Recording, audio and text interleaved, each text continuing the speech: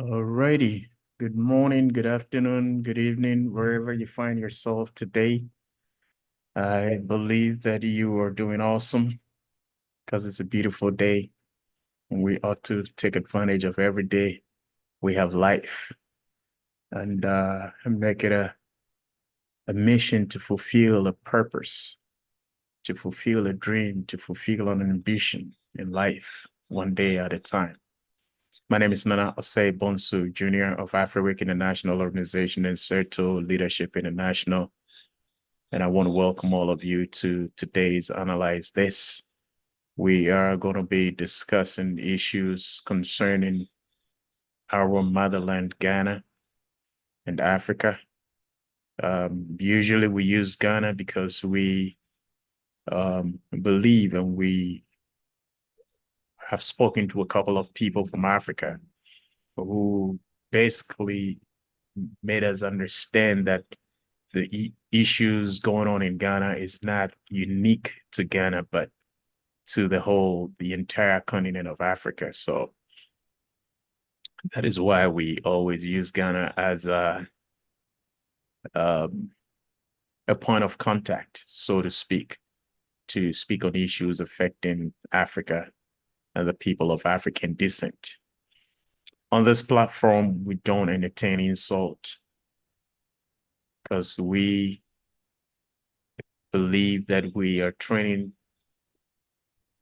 people to understand the concept of leadership. And one of the attributes of leadership is emotional intelligence. And if you can master your emotions, if you can bring your emotions under control, it gives you clarity.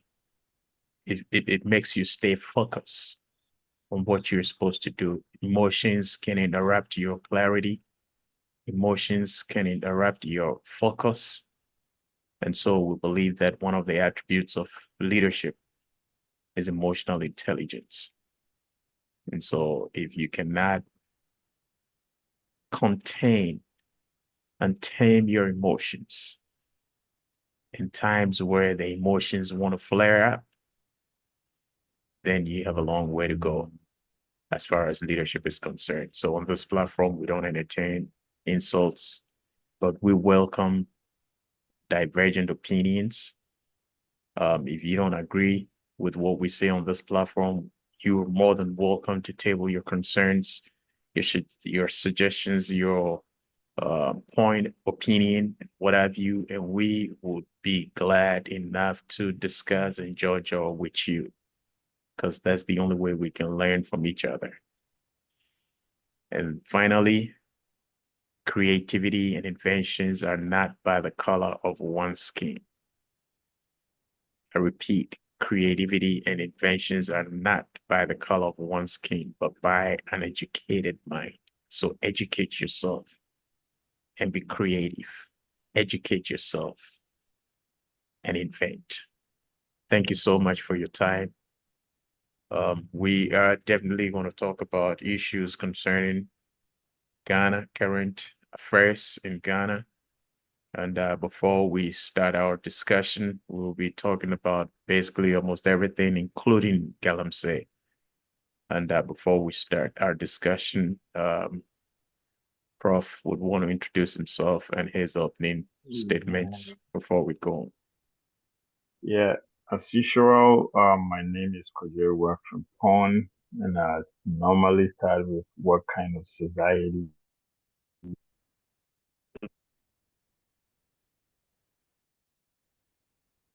Prof, we can't hear you. Oh, can you hear me now? Okay, it's better now. Yeah. What kind of society? Huh, What you kind keep of going out. The moment you say what kind of uh society, somebody everything. I think I think somebody tried to call me and I had to cut it off. Oh, okay. Yeah, yeah, that might have been the problem. I will have to send the person a message. What kind of society do we want to live in? If we can answer that question, then we can transpose that onto what kind of society we are building now. You see, we've come to the point whereby we have sort of disassociated the kind of society we are building with the kind of society we will live in tomorrow. It's as if they are not the same. And that's why we keep on doing things that we all know are bad for us. The issue of corruption, the issue of our miseducation, the issue of us destroying the environment, the issue of us not being each other's keeper, even though the concept of Ubuntu, the concept of unity of life and the unity of purpose has been transcendental on the African continent, basically forever. But then you look at our modern political space and discourse, and it's as if we don't understand that tomorrow is today. Whatever we are Mm, going to see tomorrow is what we are doing today. Nobody is coming from anywhere to build anything for us. And I would like to piggyback on what you said that we use Ghana as a template, simply because that's what we know. We cannot be talking about some vague ideas that we are not familiar with, but our culture, our experiences cut across because we are African. It doesn't matter where you are. Like Peter Tosh said, it doesn't matter where you were born as long as you've got this melanin infested or encrusted skin, you are African. So, and we see commonalities everywhere, especially on the African continent. The issue of corruption, the issue of education, migration, so many other issues that we grapple with in Ghana. People are grappling with these same issues across the continent. So yeah, let's come together. Let's jaw. Let's find solutions to the myriads of problems that seems to follow us everywhere we go, and not just on the African continent. Thank you, brother. yes, let's come together. Let's Jojo and find solutions to the problems. That's the only way we can move forward.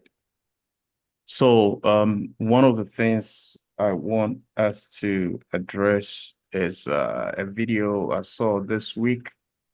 I believe it was a demonstration that was organized, if I'm not mistaken. If I'm not mistaken, I believe it's the opposition party, the NDC, who did organize that particular demonstration. It was supposed to be a very peaceful demonstration, but I understand there were some destruction of properties in I believe the EC's office and so forth, where windows and glasses, doors were broken down by the youth. And I want to say this, I believe and I know that most people have the opinion that if we're not violent in our demands, nothing is going to happen. That concept is never true. It is never true. What makes the change is the consistency in your demands, not your violence. So you cannot make the noise today and then lay back and wait for 3 more weeks or a few months and come back and make another noise. It is the consistency of your demand that makes the difference. You see, please, let's be very logical here. Let's be very logical here. We're complaining, we're mad, we're angry at our political office holders for misappropriating funds, for not using the funds for what it is supposed to be, for messing up the economy and what have you. And then you are demanding accountability for the wrongs they have done by doing another wrong. Can we do the math here? Is it yesterday in the leadership academy, I said something and I want to repeat it here. Any office holder who does not have emotional intelligence is not fit to hold an office.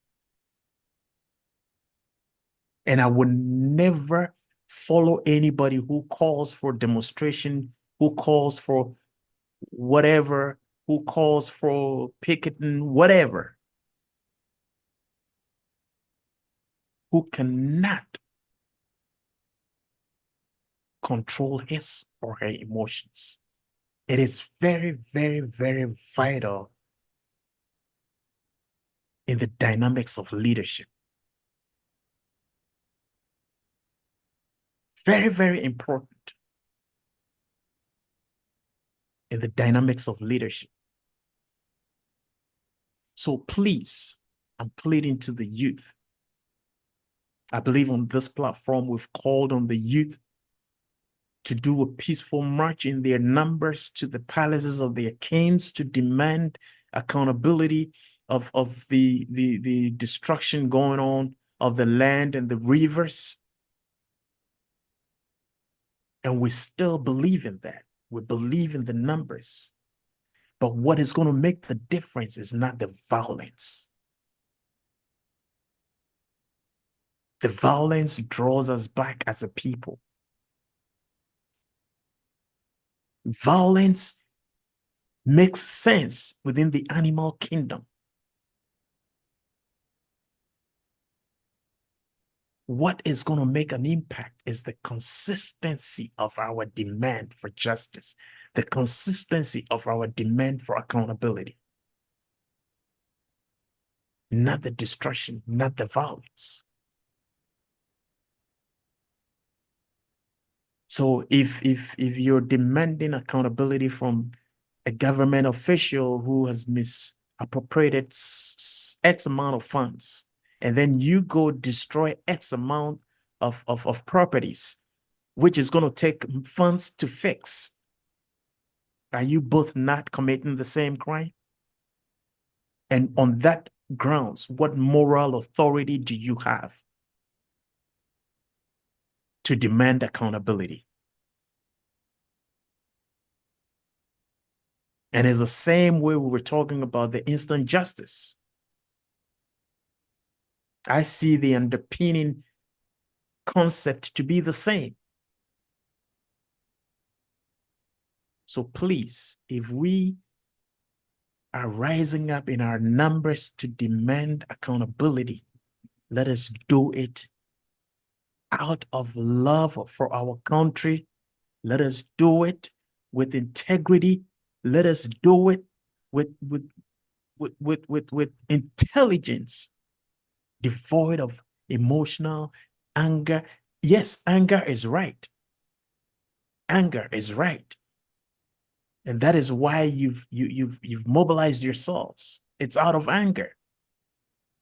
You're angry at the system. You're angry at the ills in the society. You're angry at the wrongs being done in the society. But your anger is to speak to the conscience Your anger is to speak to the conscience of the people. And destruction of property does not speak to the conscience of anybody. It rather appeals to the emotions of people. And when you have a bunch of emotionally charged people, it leads to destruction. I don't know, Prof, if you have something to say.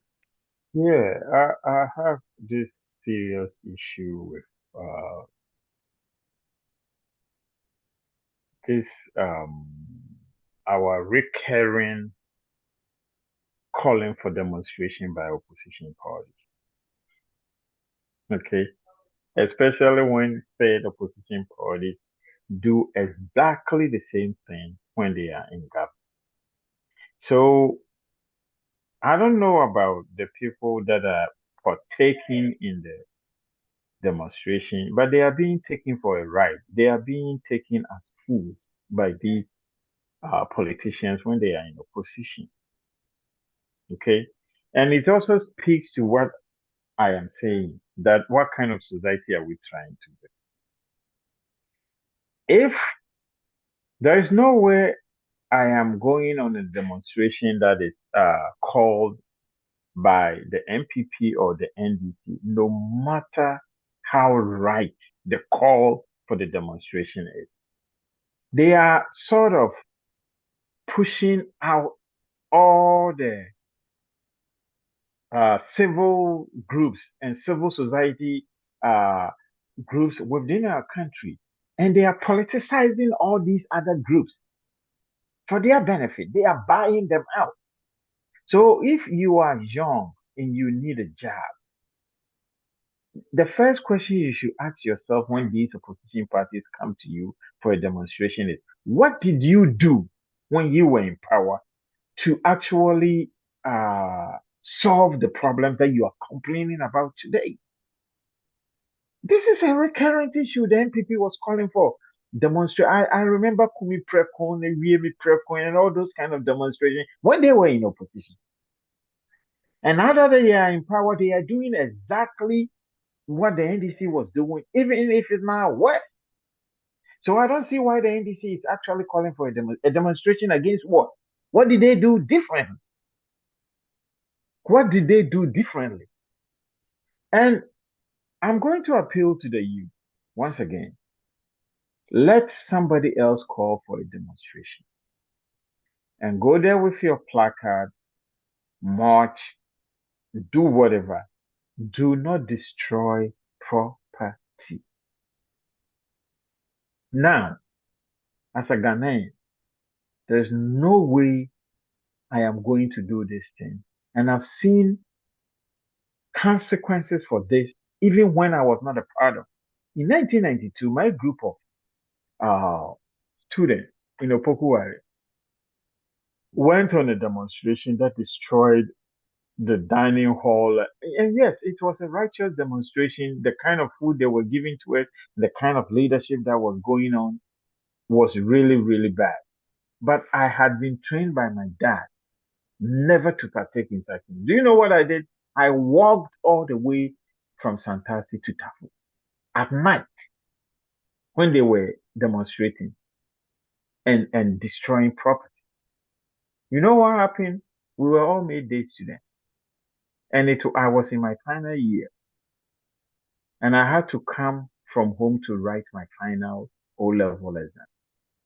And every time we finished writing the paper, it was the police that walked us off campus. And the worst part was that when I came for my results, I was made to pay for all the property that was destroyed before I could get my results. Even though I never took part in any of the destruction of property. You can sit here and say that we don't have any evidence that I didn't take part. I'm saying it that I did not take part. But I paid exactly the same amount that was given to all of us to pay for the destruction of property. Yeah, the gang leaders and people that were seen, whatever, they were dismissed from the school. They were never allowed to take their exam. And so they paid a steeper punishment than I did. But I learned my lesson. If you are young, you are really sad about what is going on in our country and you want to demonstrate. I understand. Please do not go to a demonstration called by any opposition party. And on top of it, query them why they are having the demonstration and what they did differently when they were in power. And if you go there and let's say the police decides to shoot rubber bullets or to combat you because you are destroying property and you die or you get maimed, remember, these politicians will never come to your aid. They will never come to your aid. I've seen it repeatedly done. I've been steeped in politics since 1990. I've seen people killed because of these things. And the politicians come and make promises to their families which never materialize. So don't be a fool. Do not be a fool because all that you are doing is looking for a job for somebody's father or somebody's mother. And I want you to ask yourself again, what did they do differently when they were in power? That's the question you should be asking yourself before you decide to go out there and match. That's number one. Number two, the destruction of property, if it is because somebody has misused state funds, remember they are going to tax you and use the same funds to go and repair and replace the property that you just destroyed. And they will be justified. And they are going to, if it costs a million cedis to repair, they are going to tax you 100 million cedis to repair that. And they will justify it too.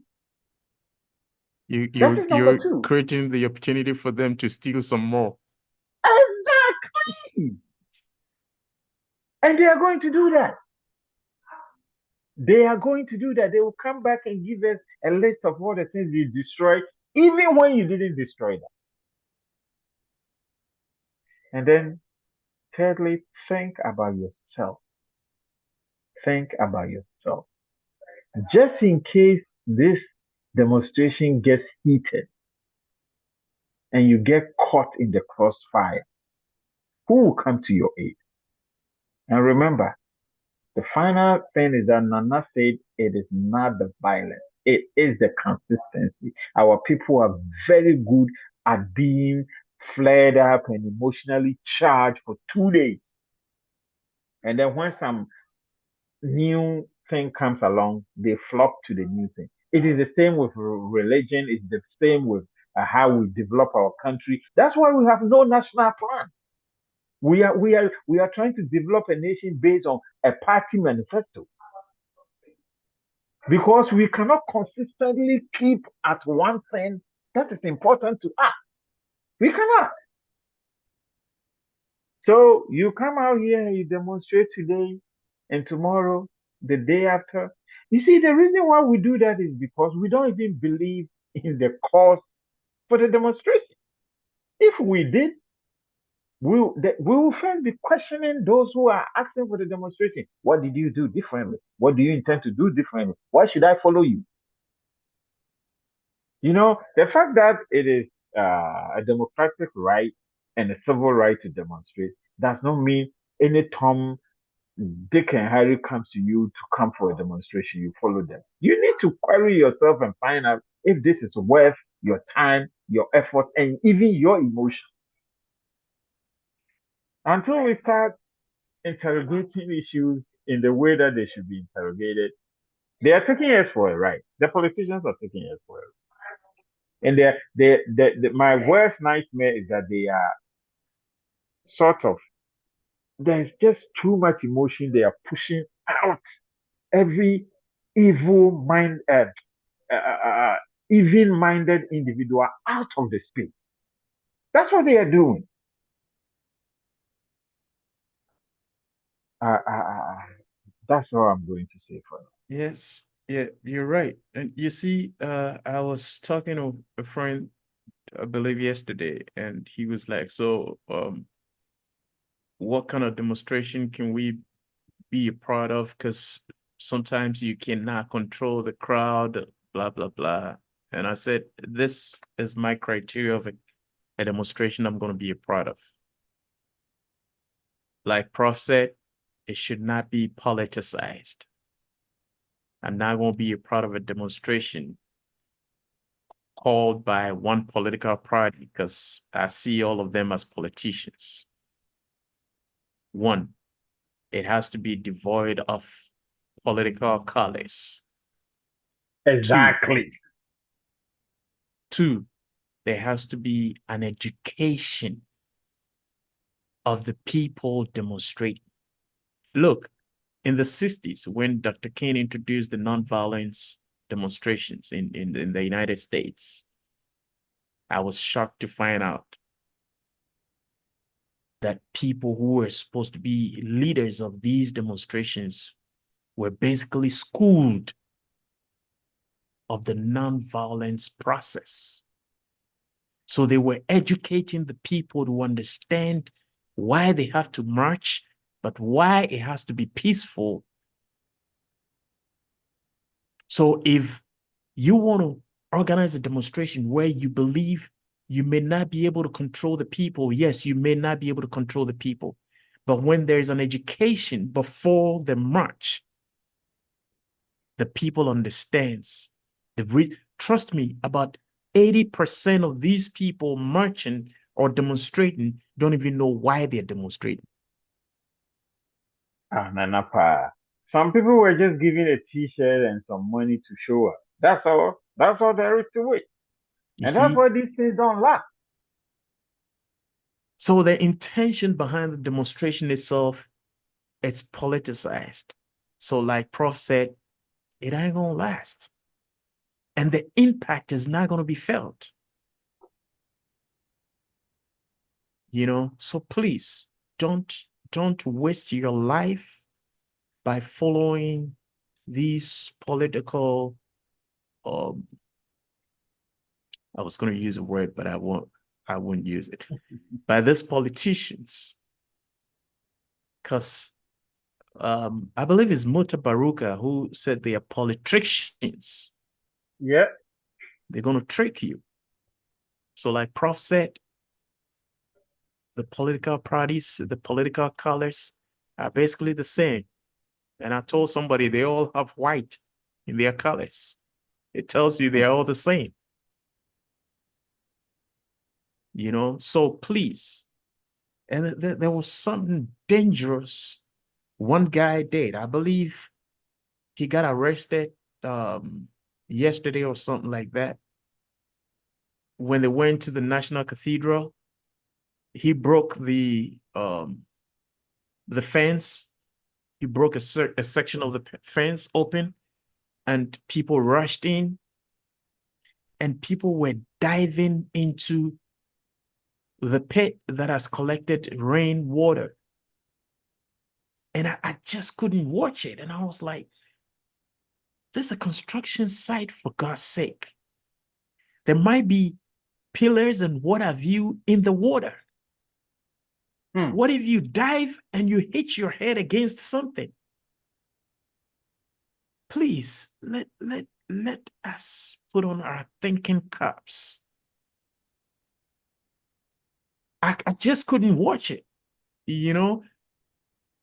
And it's not as if you guys were diving into a swimming pool. This is a construction site. And most construction sites, especially buildings of that magnitude, they sink iron rods in the ground. So it Nana, was only, I don't know. We don't do that. one of my classmates posted this on my room at the university. As members of one room, we stayed together for 4 years, so we are pretty very close. And so one of my mates posted this on our forum. And the first question I asked was, why do we trivialize important issues like this? it would have been wonderful if you have gone to the site and done a very in-depth analysis of why so much money has been wasted on a project like this that has no benefits as of today. We would have taken you serious. You go in there and you are making a funny video about the most expensive page, and you are diving in and calling it a swimming pool.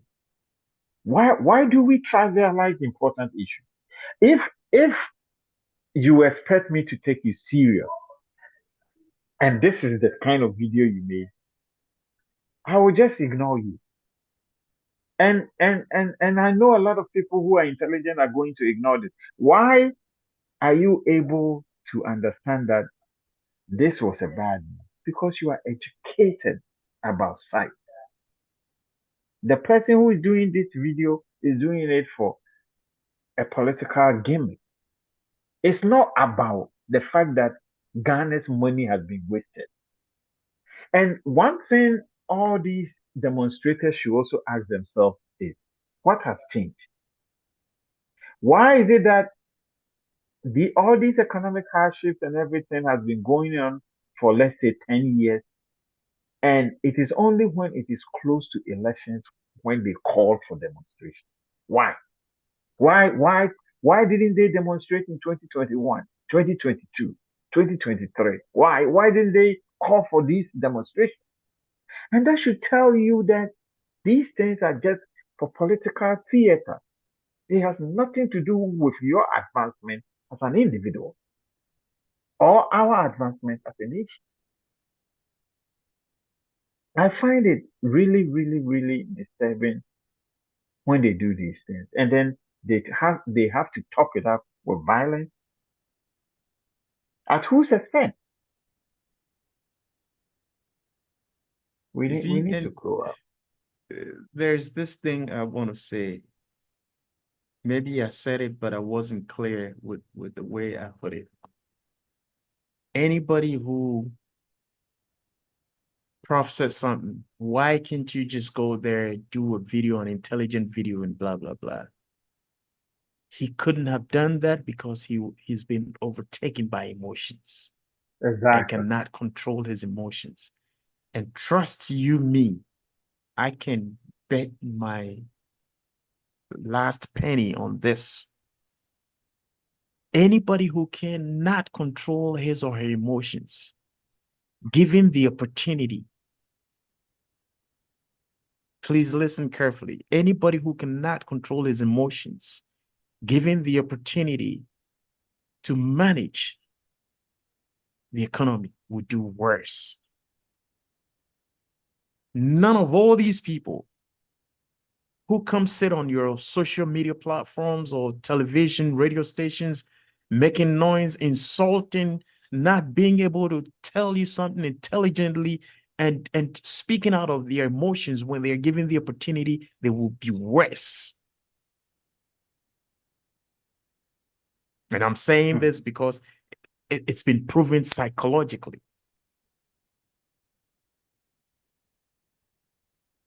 And I can give you slew of names who came into the scene and were bursting out of emotions and criticizing and all that stuff. And when it was their turn to do some for us to see, they made a mess.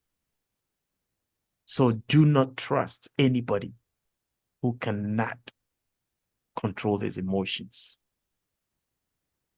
Do not entrust your power to the hands of anybody who cannot control his emotions. That person has no business. And I repeat, that person has no business to lead you anywhere better. So please, let us be very, very, very careful. The other video I saw, at a point, it looked like it was funny, but On a second thought, it was very serious. I'm trying to remember. Unfortunately, I lost track of. Usually I save the videos on my phone, but this particular video, I sent it to my other phone so I can have trace of it. But this particular video, I it was a long video, so I could not catch that portion. I still have the video, but if I had to look for it, it's going to take us some time. So probably next week I'll. It's I think Akrokeri, right? Hmm. There's a teacher training college Yeah, in that. Okay, one of the most the famous reason I ones. remembered was one of the guys, the panelists, said that when you mention the name, the first thing that comes to mind is the teacher training college. Hmm. The youth of that town did a press conference warning the politicians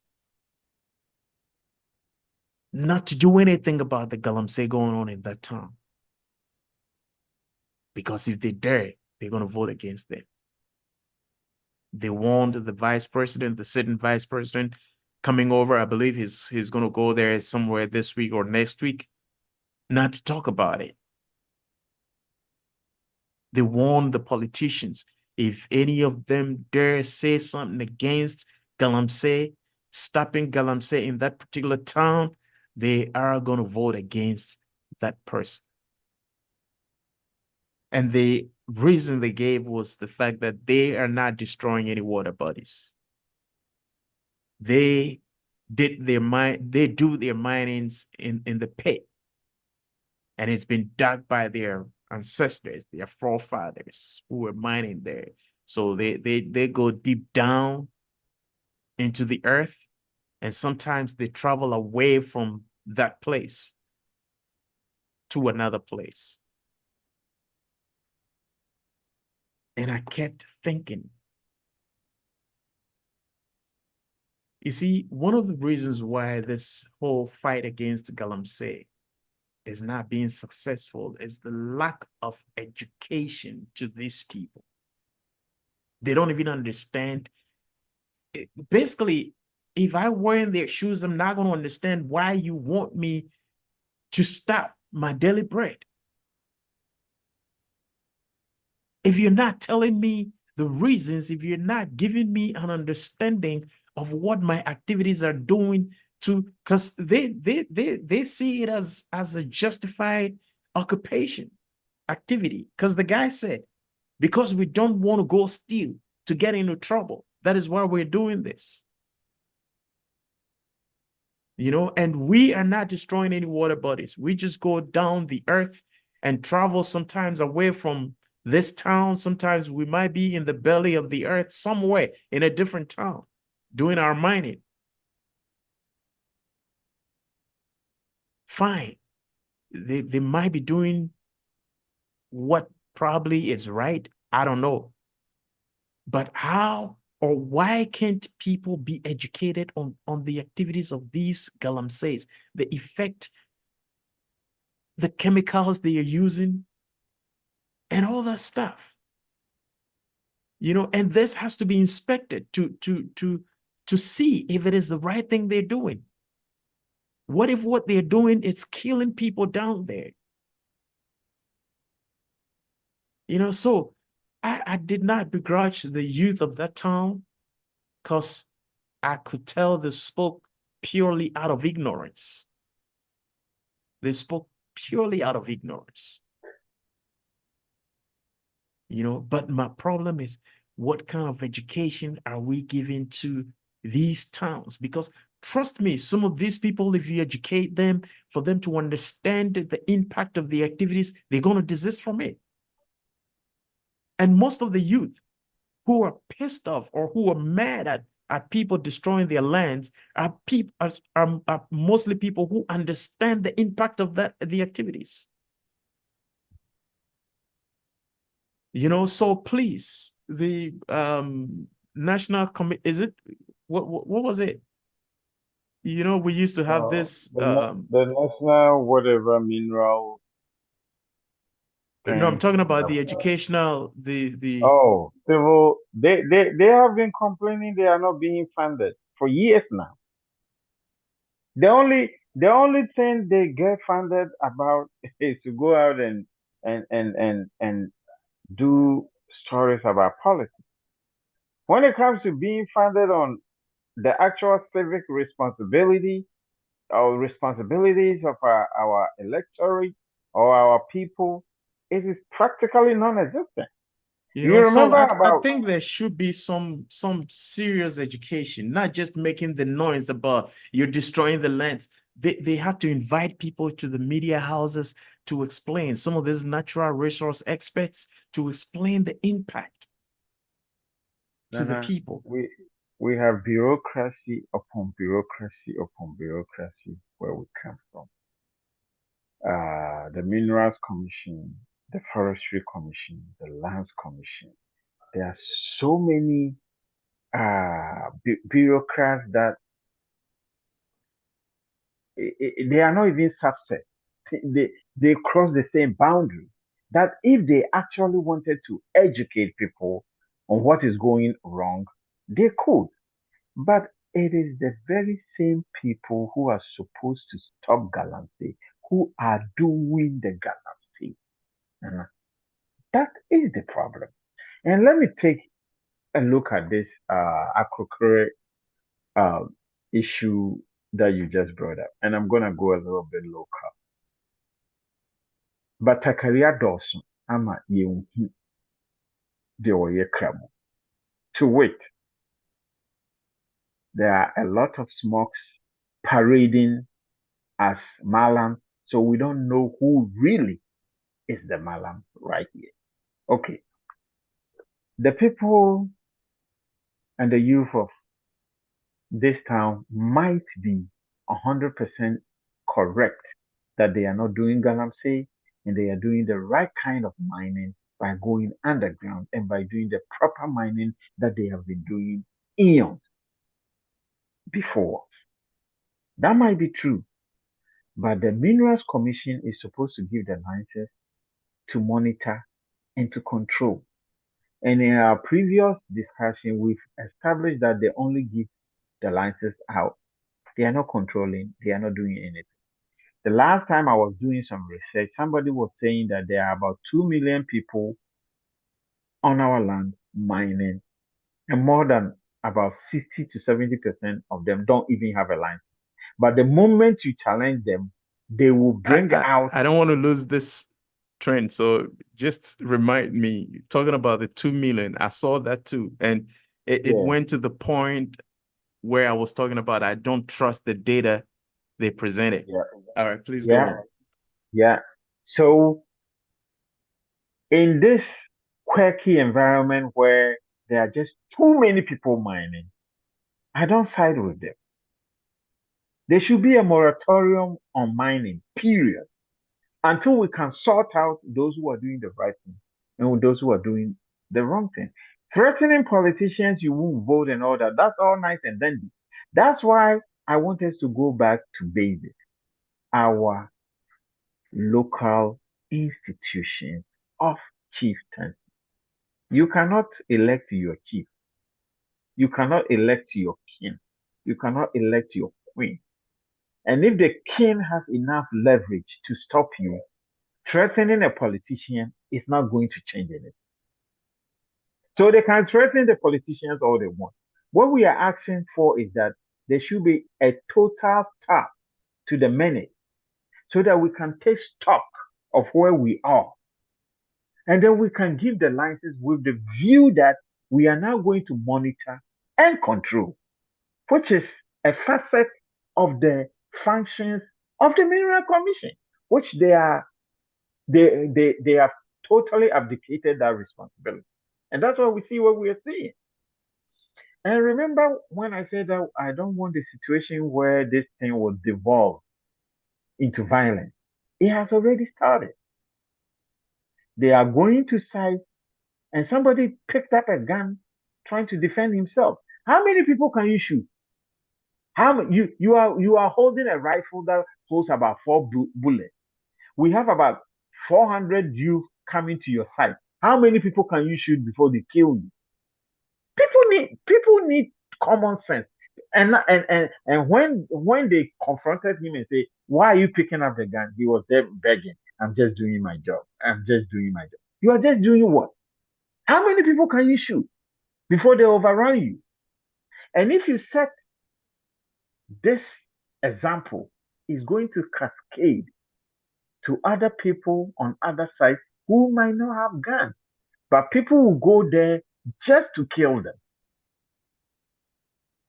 So we need a systematic and an all inclusive approach to our problems. And that is why the lack of leadership, the complete absence of leadership when it comes to this galamsey is so hard to wrench. Now let me ask you something. If there were alternative jobs and opportunities for our people, do you think 2 million people will be out there destroying our environment? I don't think so.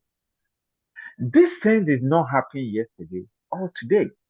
So let me go back. What kind of society are we trying to build? We were having this discussion on our platform, and I was telling people that after the ODK expose, and I find it that all these kings and queens now coming out and saying that it is a little bit too late. For me, they have known about this minute. Somebody gave an example of the Mampong Hine. No galamsey is going on in the Mampong area. No galamsey. No galamsey. Absolutely zero. And his borders have been destroyed. And these borders are also controlled by other kings and other chiefs and other. So don't come and tell me you don't know. If the Mamponhini, who is a sub chief of the most powerful king in Ghana, can say no galamsey can go on in his area, please don't be giving me excuses. If the people with leverage actually want to stop this thing, believe me, they can't stop this thing. And that's why the youth who are so upset about galamsey should start pointing at their chiefs and let the chiefs point at the politicians.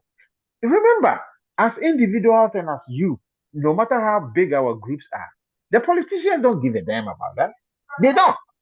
But if the chiefs start talking, these politicians listen. They have no choice but to listen. So I am begging our chiefs, our kings, our queens, our traditional leaders, please, it is late, but start talking. If you are involved, our forefathers, our gods of the land, our traditional and religious beliefs, they are going to ask you. They will not ask the politician. They are going to ask you. The politician has not been given power over the land. You are custodian. And you are going to be asked. And that's one of the issues that the youth should be pointing to. That, Master, you are supposed to be my chief. Why are you allowing this? That is the sort of demonstration if you call and I'm around, I'm coming. Not one called by a politician with some myopic and parochial interest of winning power and using that power to continue the same kind of trajectory that they have been doing for the past 10 years. That one, I don't understand why they even have people following them. Because of a t-shirt and a few CDs. Now, Yeah. this issue is really a game changer. I don't think that uh, point has been made enough. That Galamsey is a game changer. It is worse than what I thought was the worst thing to happen to Africa, which is corruption. This Galamsey issue for Ghana, it is a game changer. We are going to import water in the next 10 years. Our water and sewage company cannot treat even the physical dirt that is in the water. They cannot treat it. And we have not gone to the point of even talking about the the the, the, the contaminant, the actual chemical contaminants in the water. Yeah, They they cannot they treat. they're even concerned about the amount of chlorine they are putting into the water just to make it clean for consumption. So that's the state. I don't know if you saw Katachi's, we're about to wrap up, but I just want to throw in this. Katachi is a video of, I believe it was one of the NPP organizers, the regional something, who was part or who is part of the Galamsey in one of the areas. Okatachi stormed somewhere last week and arrested one of the guys from the site. And this gentleman called Okatachi, trying to cut some kind of deal with Okatachi. And he made a very important point, which I just want to bring attention to. When Okatachi told him he was home eating yam or plantain or something like that. And the guy was like, "Oh, I'm coming over to talk to you, and please save me some of the food." And Okatachi said something. He said, "The land where we're planting and growing this food is what you are destroying. And now you want to come eat yam. Where do you want us to get the yam from?" And Poignant. I'm like, has he ever thought about this? Or is just because they don't care? And finally, before, let me send a shout outs to GH Page TV. The guys are doing an amazing job. And what actually caught my attention was the fact that they are speaking vehemently against the destruction of properties by the demonstrators. And I think it's one of the few voices I've heard who are being objective about the issues going on as far as the demonstrations are concerned. So shout outs to GHPH TV. All right, Prof, your final statements and closing curtains before we get out of here. I will plead with the youth to continually educate themselves on all issues, not just um, and to educate themselves as individuals so that they themselves can become not just wage earning individuals, but wealth producing individuals. We are all trying to do that. Don't think that we've reached a point whereby we are exempt from this. That's what we are doing today. That will sort of take you away from the cacophony of politics. If you as an individual earn and produce it, you will have a lot of inherent capital and you start actually interrogating issues as they should be interrogated. But when they see you as a vagabond, they can entice you with words and some pittance of some money so that you go on the street and you start. There is nobody in that demonstration whose dad is a political figure and making a lot of money. You go there and get destroyed. You get hurt, they will leave you to your fate. So, yeah, demonstrate, but do it in the spirit of what? Advancement. That you want our country to advance. And I will come again and ask you, what did these people calling for demonstration do when they were in power? You should judge them by their works and not by their words. And I'm going to end here. Thank you so much. Judge them by their works and not by their words. On this note, we want to bring the curtains down on today's Analyze This. We hope to catch you again, same time next week. Stay blessed. My name is Nana Osei Bonsu Jr. and my co-hosts. I'm Kojo Wilson Pon. It's lovely to talk about our beloved country and Africa as a whole. See you guys. Alrighty. See you all next week, same time. Bye-bye. Bye.